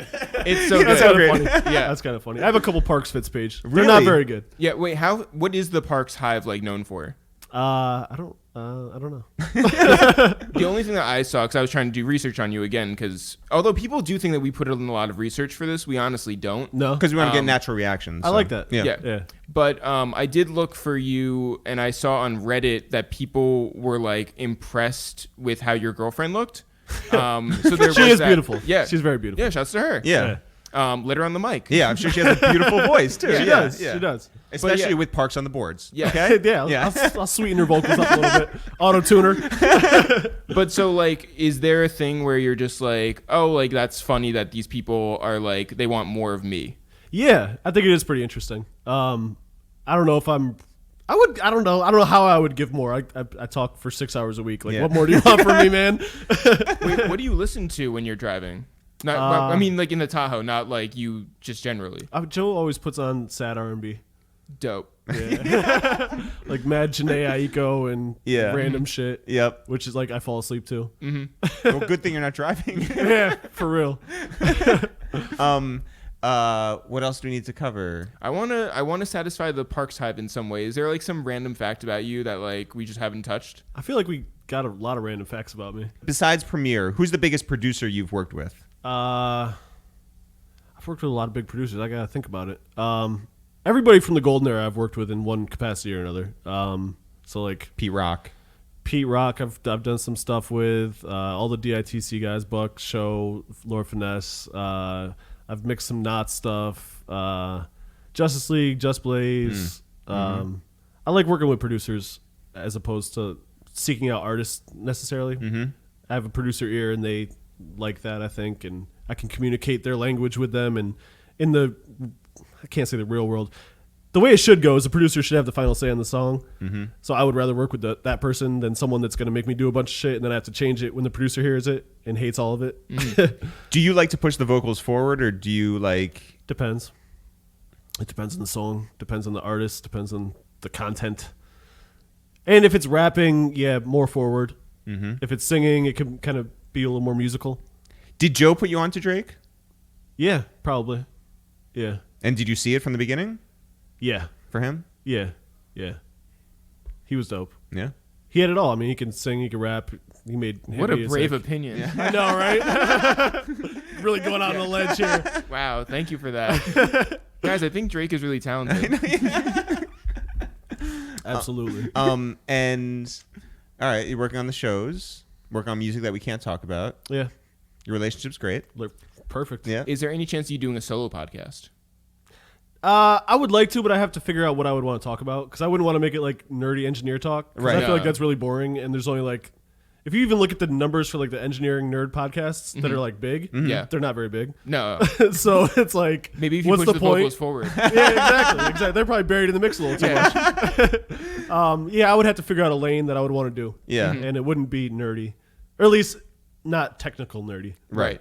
We could talk about nerdy shit though, but I really do think that Parks and Emotional Wreck would be a really good one if That you would and be Joe really ever good, like yeah. sit down and talk about feelings. Yeah. Do you find it funny that there is this Joe Budden economy? No, I don't. I think that he's a character, man. He's a fucking insane individual and intellectual. It's a good mix. Mm-hmm. Oh, actually, what's the best fit that you've seen Joe in? Meaning worst. Best meaning worst. I mean, the hockey, soccer, basketball jersey. The hybrid. Gotta be the number one. Yeah. I can't possibly think of a worse one than that. I mean, there's a bunch, though. There's a lot of good ones, There's man. a lot of, like, there's an entire account devoted to this. And it's really, like, the guy that writes that shit is mad funny. I have no idea who it is. You're right. He's hilarious. Also that he keeps tagging Maul in all the pictures. Makes me laugh. I hate that the other people aren't as funny. Like the Joe or the Rory and Maul page and the Parks page. Like, they gotta step their shit up, man. But also, like, it's tough because they haven't stepped out in that way, like, to look so crazy. Right. That's true. That's true. Also, I will say, because of your podcast, everybody's starting to say nasty. Yeah. A lot. Everything is nasty now. Yeah. Things that aren't even nasty are nasty. It's just like swag. Yeah. Have you been asked to host any club nights? I'm not doing that shit. Yes, you are. Wait. Absolutely not. Just a quick walkthrough? No. Touch the back wall. Yeah. Absolutely not. You wouldn't stand on the couch? Nah. Yo, Parks Bachata night would be so good. Oh, that would be amazing. lit. I would actually do that. Yeah? Yeah, I'll do that. Would you Because stand? my girl would make me do that. Would you Also, you would still be in Queens, so it's fine. That's true. Yeah. Would you stand in the DJ booth Yeah. and every now and then just like touch the mic? Like, Yeah, I'll do that. Yeah. Yo, this is Parks. We got drink specials. Shout out to all the birthday people in the house. Shout out to all the Sagittarius. Parks, listen, thanks so much for coming up here. Thanks for having me. Congratulations on everything. It's really been a joy to watch you guys like kick off, and I think what's in your future is just out of here. So I think so too. I hope so. right on. Yeah, man. Thanks for having me. Oh, thank you. Of course. Yeah. Thanks everyone for listening to this new episode of A Waste Time with It's the Real Jeff. People want to find out more about us. I'm Eric, AKA Jewish McCurley, you're Jeff, AKA Glasses Malone. and together we are It's the Real. If people want to find out more about this podcast, it's called A Waste of Time with It's the Real. If people want to find out more about what's going on with us, Jeff, where can they go? You can always go to itsthereal.com, itsthereal.com. Go there, go get a mug. Yeah. Go get 2 mugs. Jeff, guess what? What? It's Mean Mug time. Oh, is it Mean Mug season? It's Mean Mug everything. Get a mug, catch that drip. Also, you can always go to Spotify. I think we're working out a deal with Tidal. We're on iTunes. We're on anywhere you want to be. Google Play. A Waste of Time with It's the Real. Yes. All of our old episodes, all of our new ones. Go get those. You mean that Jay Park episode? Go get that J Park episode. That Joe Budden episode? 212, episode number like 13 or something. I don't know. Jeff, are we on social media or We what? sure are.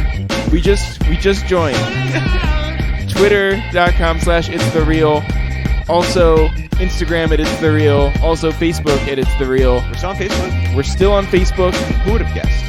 We're on any social media network you want us to be on. Jeff, this is now the time where you go back and recite names as we do each week. But this time, I was like, hey, if you're listening, let us know what. Recite names like they're... This is what we do. Yeah. Recite names. Recite names like they're like commies. Yeah, no. Call people out. All these Who they pinko... are and what city they're listening from. Jeff, air them out. I want to shout out Skip from BK, who has listened to every episode of ours. You mentioned that before? A couple times. He's from New York. I want to shout out Bohemian Trapsody, which is a great name. That's Big Belly Casanova from Philly. All right. I want to shout out Vic from Herzliya. Oh, our friend Vic. Count on Vic. Also from the Upper East Side, I want to shout out Jeff from Providence.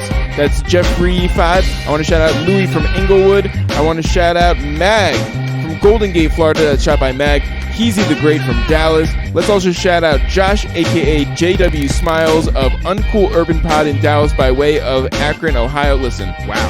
that's a whole biography. That's a lot. That's a lot of But stuff. shout out to him, though. Shout out to Alex from Oklahoma. Shout out to Andy Patel from Austin, Texas. 6 from the Bronx. Yeah. Nia from San Francisco. Josh, a.k.a. Watergun Boy, a.k.a. Splish Splash, a.k.a. 9450 All right. from Orlando. Love it. Dean Muniz from Inland Empire, California. Wyatt from Vacaville. Vacaville? I don't know. They all work. Also, Boney from Brooklyn. Boney Starks, who I want to shout out for sending us soccer jerseys from NYCFC. Shout out to Boney Starks. Shout out to T. Hall from Fort Worth. JP from Dallas. A lot of people from Texas. Chris from Chicago, not from Texas. Josh Gonzalez from... Josh is from LA. He's in Raleigh right now, but he's in LA. All right. That's where he's listening from. Yeah. Also, Can't be mad at that. he is the loudest person. I love him for it. Shout out to thank you Tez from Dallas, James from Fayetteville, North Carolina, Bastion from Hollis, Queens, Incognito from Baton Rouge, who is sick of me mispronouncing his name. Yeah, so he spelled it out. PT from Atlanta, the Rap Museum from H-Town, Marquez from Greensboro, North Carolina, Brandon from Nashville, Lit Skit from Richmond, Virginia, Don B from Landover, Maryland. Shout out to Don B. I want to shout out Max Gredinger and Matt Miggs. Okay. New York, then LA, but now back in New York. Yes. Cooge from Providence, Rhode Island. Jay Godey from Sacramento, California, who is a Beehive member. Shout out to Hasib the Few, who said that he wants to be shouted out, but actually just shout out Joshy Gonzalez again. All right, 2 times. Shout out to Shot of Adrenaline from Long Island. Shout out to William Geist, not Willie Geist, Right. from San Francisco, not MSNBC. King KO from Nigeria. Jesse from Illinois. Pike Romero from Tucson, Arizona. Isaac from Ghana. Tanasia the Ninja from Harlem. Daniel from London. Man, we're worldwide on here. Yeah, wait, I'm gonna miss like 7 or 10 people or something. I want to shout out Leo, our one and only listener from Lima, Peru. Love that. Mike Pride from Dallas, Texas. Alicia from Montclair, New Jersey. I'm a smacker down and going raw. That's a name? That's a name. Lawrence R. from New York City. Okay. Something with a P from Union County, New Jersey. T. Shady from Dallas. Road Knowledge from Phoenix. Adam from Phoenix. D from Dublin. Steve from Cortland Manor, New York. Allie from Alaska. And last, but certainly not least, Cousin Lou. Yeah. Gordo Ramsey. Yeah. From Nip Angeles. Rest in peace to our guy, Nipsey Hussle. As always, guys, not for real, for real. Sure. See you guys next week.